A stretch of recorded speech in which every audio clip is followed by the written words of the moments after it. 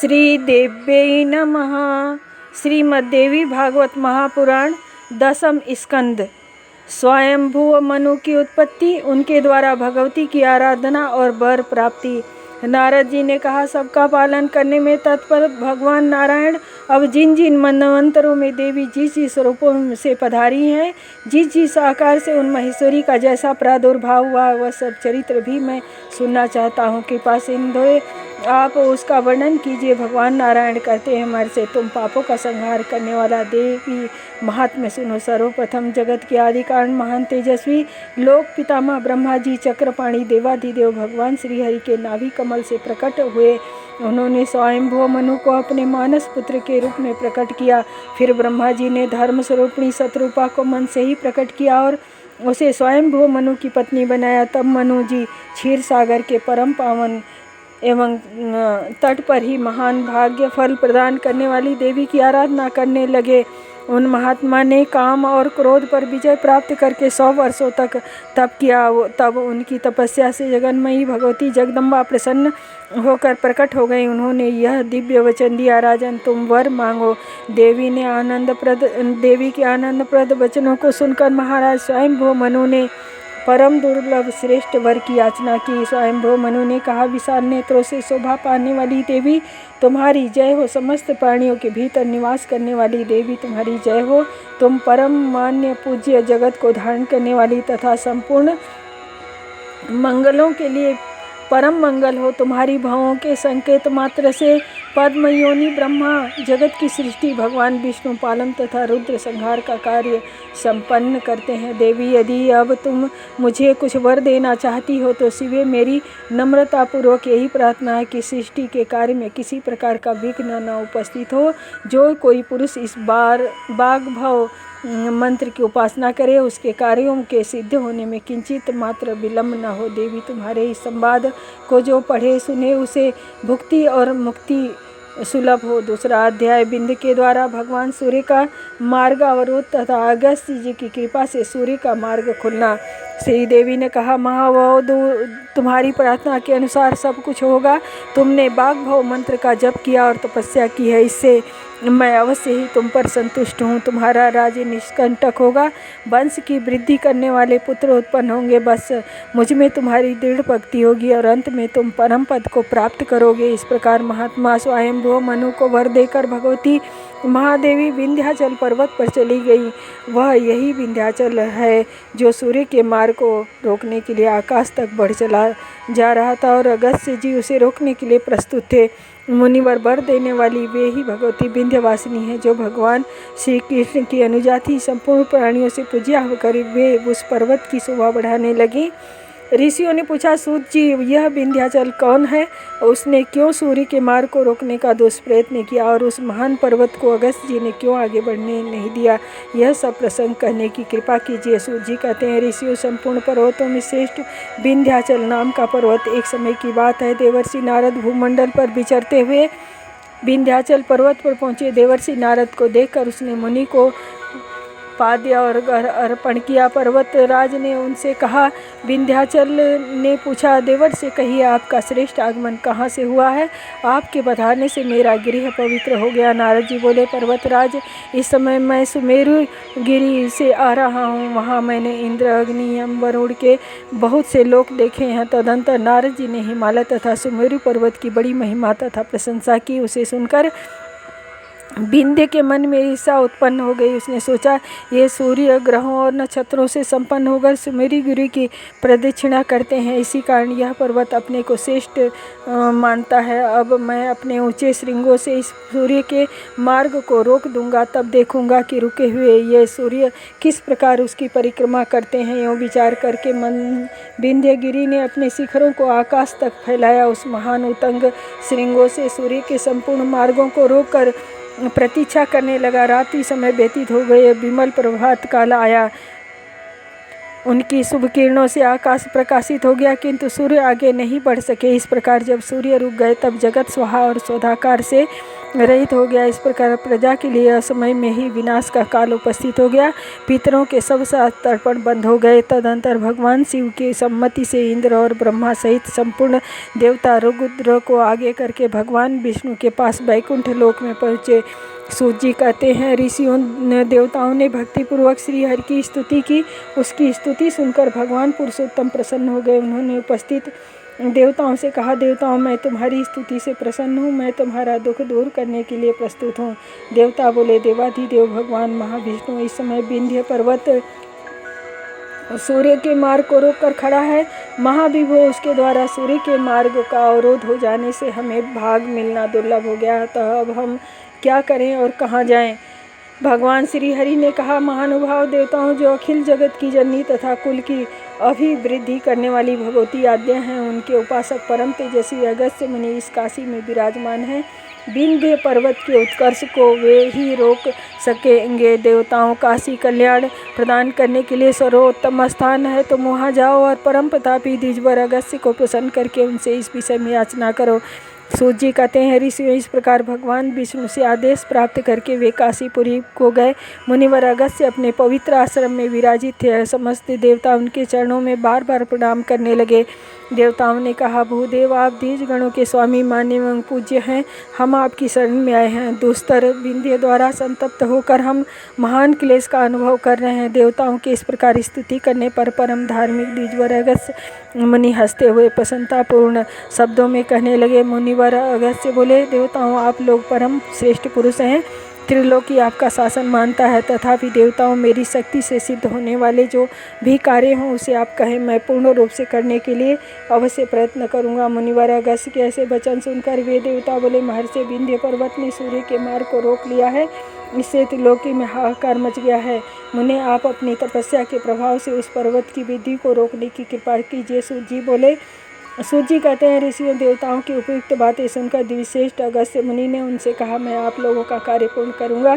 मुनि के वाक्य पर निर्भर होकर वे अपने अपने स्थानों को चले गए। मुनि अगस्त्य जी को काशी छोड़कर जाने में दुख तो हुआ, परंतु वे भगवान विश्वनाथ के दर्शन, काल भैरव की प्रार्थना और श्री साक्षी विनायक को नमस्कार करके काशी से बाहर निकल गए। सती लोपामुद्रा उनके साथ ही आगे जाकर विंध्य पर्वत ने अत्यंत ऊंचे होकर आकाश को रूंध रखा है।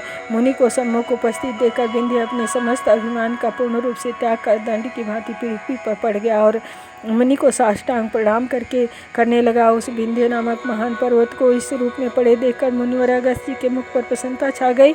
उन्होंने उससे कहा, बस तुम अब तक ऐसे लेटे रहो, तब तक तुम ऐसे लेटे रहो जब तक कि मैं लौट ना आऊँ। बेटा, मैं तुम्हारे शिखर पर चढ़ने में असमर्थ हुई। इस प्रकार कहकर मुनिवर अगस्त्य वहाँ से दक्षिण की ओर चले गए। उन्होंने मलयाचल पर जाकर अपना आश्रम बना लिया और सदा के लिए वहीं रहने का निश्चय कर लिया। विंध्य पर जो देवी पधारी थी वे मनु के द्वारा पूजित हुई। शौनक वे ही देवी जगत की विंध्यवासिनी देवी के नाम से प्रसिद्ध हैं। सूत जी कहते हैं, शौनक शत्रुओं का संहार करने वाली देवी का यह परम चरित्र पावन है। अगस्त्य और विंध्य पर्वत के इस उपाख्यान के प्रभाव से पापों का उच्छेद हो जाता है। सौम्य मनवंतर से संबंध रखने वाला यह उपाख्यान तुम्हारे सामने मैंने कह दिया। यह भगवती श्री देवी का प्रथम चरित्र है। अब तुम्हें कौन सा प्रसंग सुनाऊं? तीसरा अध्याय, स्वारोचिष, उत्तम, तामस, रैवत और चाक्षुष नामक मनुओं का वर्णन। नारद जी ने कहा, सनातन प्रभु, मुझे मनुओं का प्रसंग सुनाने की कृपा कीजिए। भगवान नारायण कहते हैं, महामुनि, विद्वान पुरुष स्वारोचिष मनु को द्वितीय मनु कहते हैं। अमित पराक्रमी श्रीमान स्वारोचिष मनु प्रियव्रत के पुत्र हैं। इनके बाद प्रियव्रत पुत्र श्रीमान उत्तम तीसरे मनु हुए। चौथे मनु का नाम तामस मनु हुआ। उसके पिता प्रियव्रत थे। रैवत को पांचवा मनु कहा जाता है। ये तामस मनु के छोटे भ्राता है। राजा अंक के उत्तम पुत्र का नाम चाक्षुष था। वे छठे मनु हुए। अंत में देवी के परम धाम में चले गए।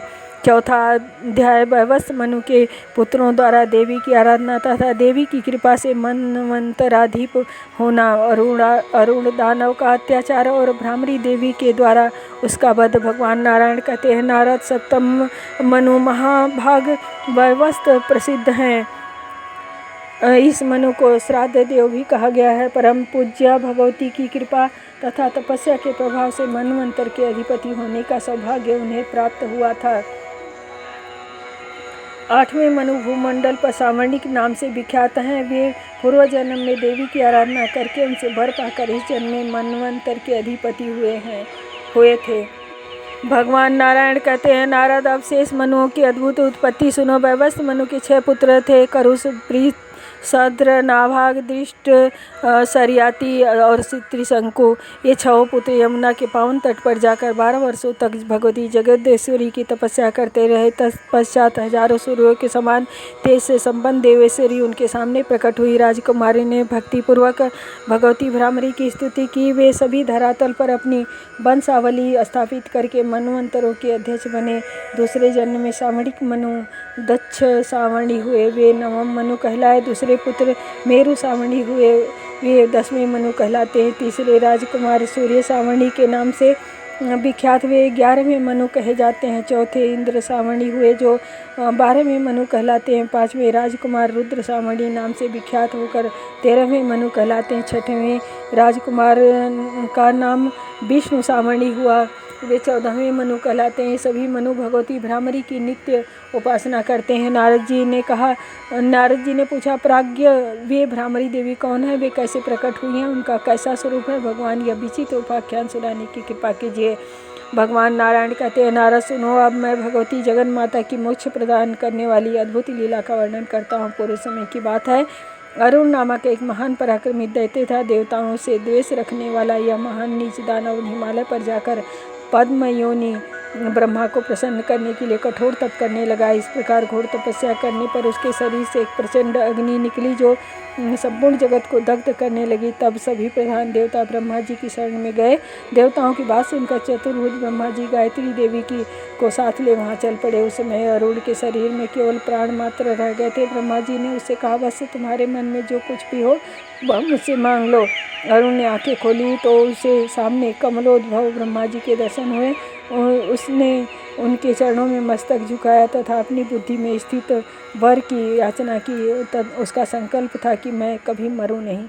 अरुण की बातें सुनकर ब्रह्मा जी ने आदरपूर्वक उसे समझाया, संसार में जन्म लेने वाला निश्चय मरेगा ही, यह सिद्धांत है। अतः तुम कोई दूसरा वर मांगो, मैं तुम्हें दे सकूं। ब्रह्मा जी की बात सुनकर अरुण ने पुनः इस प्रकार कहा, प्रभु मुझे यह वर देने की कृपा कीजिए कि मैं न युद्ध में मरूं, न किसी अस्त्र शस्त्र से मरूं, न किसी भी स्त्री या पुरुष से ही मेरी मृत्यु हो, न 2 पैर न 4 पैर वाला कोई प्राणी मुझे मार सके। अरुण की बात सुनकर ब्रह्मा जी ने तुरंत तथास्तु कह दिया और इस प्रकार वर देकर वे उसी क्षण ब्रह्मलोक में चले गए।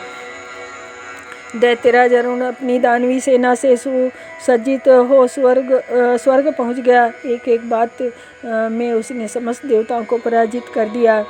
अपने अपने स्थान से च्युत होकर सभी देवता कैलाश गए और भगवान शिव को अपने दुख की गाथा सुनाने लगे। उस समय भगवान शिव के मन में बड़ा विचार उत्पन्न हो गया। उन्होंने सोचा, ऐसी स्थिति में अब क्या करना चाहिए। उसी समय आकाशवाणी हुई, देवताओं तुम लोग भुवनेश्वरी देवी की उपासना करो, यही तुम लोगों का कोई कार्य सिद्ध करेंगे। यही दानवराज अरुण गायत्री के जब से पृथक हो जाए तो उसकी मृत्यु हो सकती है। इस दिव्य आकाशवाणी को सुनकर देवताओं ने बृहस्पति जी को बुलाया। देवराज इंद्र ने उनसे प्रार्थना की, गुरु आप देवताओं का कार्य सिद्ध करने के लिए दानवराज अरुण के पास जाइए और किसी भी प्रकार से वह दानव गायत्री जब से विरत हो सके वह आप वैसा ही प्रयत्न कीजिए।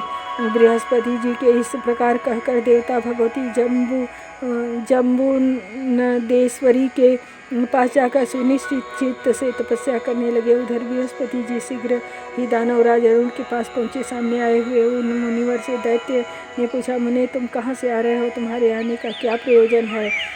दानवराज अरुण की बात सुनकर मुनिवर बृहस्पति जी ने उससे कहा, दानवेंद्र हम जिन देवी की उपासना करते हैं तुम भी निरंतर उन्हीं की उपासना करते हो। बृहस्पति जी की आवाज़ सुनकर तथा देव माया से मोहित हुआ अभिमान में आकर उसने कहा, अच्छा मैं गायत्री की उपासना ही नहीं करूँगा।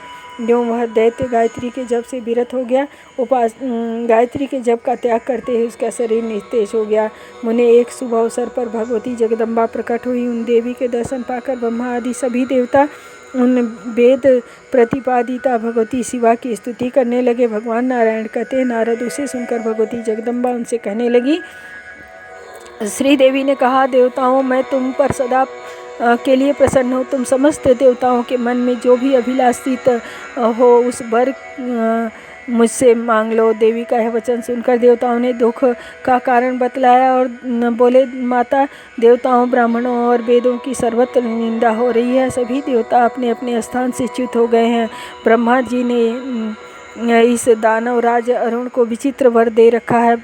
देवताओं की आर्तवाणी सुनकर भगवती महादेवी भ्रामरी ने नाना रूपधारी ब्राह्मणों को उत्पन्न किया। उन संपूर्ण ब्राह्मणों ने तुरंत जाकर दैत्यों की छाती छेद डाली। क्षण मात्र में ही वे संपूर्ण शक्तिशाली दानव नष्ट भ्रष्ट हो गए। इस प्रकार का अद्भुत कार्य करके वे सब भ्रामरी देवी के निकट लौट कर आ गए। तदंतर ब्रह्मा, विष्णु आदि संपूर्ण देवताओं ने भगवती जगदम्बा की उपासना की। तब भगवती महादेवी ने संतुष्ट होकर देवताओं की प्रार्थना करने पर अपने प्रति उनको दृढ़ भक्ति का प्रदान की। फिर उन देवों के सामने ही वे अंतर्ध्यान हो गई। नारद, इस प्रकार भगवती भ्रामरी का यह संपूर्ण विशद चरित्र मैं तुम्हें सुना चुका। देवी के महात्म्य से संबंध रखने वाला यह विषय पढ़ने और सुनने वालों के लिए कल्याणप्रद है। जो पुरुष नित्य इस प्रसंग का पाठ और श्रवण करता है वह संपूर्ण पापों से मुक्त होकर भगवती के परम पद को प्राप्त कर लेता है। इति श्रीमद्भागवत देवी का 10वां स्कंद संपूर्ण। सर्वमंगल मांगल्ये शिवे सर्वार्थ साधिके शरण्ये त्र्यंबके गौरी नारायणी नमस्तुते। देहि सौभाग्यम आरोग्यम देहि मे परमं सुखम। रूपम देहि जयम देहि यशो देहि दिशो जहि।